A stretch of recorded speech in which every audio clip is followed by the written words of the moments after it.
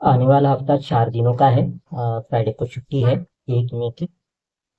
इस हफ्ते में मोस्टली हम लोग अंदर की बातों पे ज़्यादा रिएक्ट करेंगे, इंटरनल्स पे।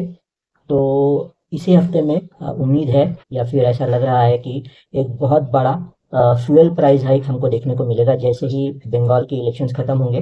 बहुत बड़ा फ्यूल प्राइस हाइक देखने को मिलेगा, तो उसका रिएक्शन इकोनॉमी में भी आएगा और मार्केट में भी आएगा।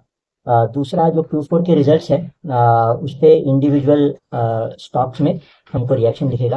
अ, तो यूएस और ईरान का वॉर तो चल ही रहा है, वो तो खत्म होने का नाम नहीं ले रहा है, लेकिन उसमें चीज़ें अब बहुत हद तक कंफ्यूज हो चुकी है। ऐसा लग रहा है कि यूएस या तो अ, और लड़ने के मूड में नहीं है तुरंत, या फिर कुछ तैयारी कर रहा है और बड़े किसी कांड की तैयारी कर रहा है। तो चीज़ें काफ़ी अनसर्टन है उस फ्रंट पे।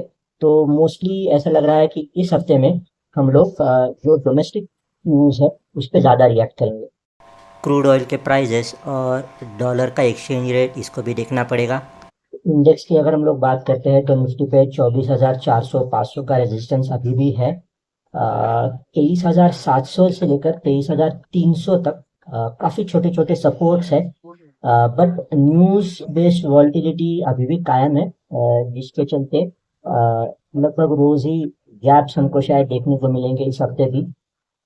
तो अगर मैं ट्रेडर हूँ तो 3 चीजें इस हफ्ते मेरे काम आएंगी। एक तो Q4 रिजल्ट्स को एंटिसिपेट नहीं करना है, उस बेसिस पे ट्रेड नहीं देना है। अपना व्यू फिलहाल तो शॉर्ट टर्म ही रखना है। और तीसरा कि उन सेक्टर्स को, उन स्टॉक्स को फिलहाल अवॉइड करना है जो इस युद्ध के साथ जुड़े हुए हैं या फिर जिनका डायरेक्ट इनसे संबंध है। अगर मैं F&O ट्रेडर हूँ तो ये मंथली एक्सपायरी का हफ्ता है, तो उसका रिस्क है। मोमेंटम के साइड में मुझे ट्रेड लेना है, उसके अगेंस्ट बिल्कुल नहीं जाना है। और एक्सपायरी वाले ऑप्शंस सिर्फ इसलिए नहीं खरीदने हैं क्योंकि वो सस्ते होंगे। एज ए इन्वेस्टर मेरा फोकस अब थोड़ा सा लॉन्ग टर्म होना चाहिए। रोज की वॉलेटिलिटी के ऊपर मुझे रिएक्ट करने की कोई ज़रूरत नहीं है। एज ए इन्वेस्टर हर वक्त बाय सेल करते रहने की कोई ज़रूरत नहीं होती है, ये मुझे पक्का याद रखना है।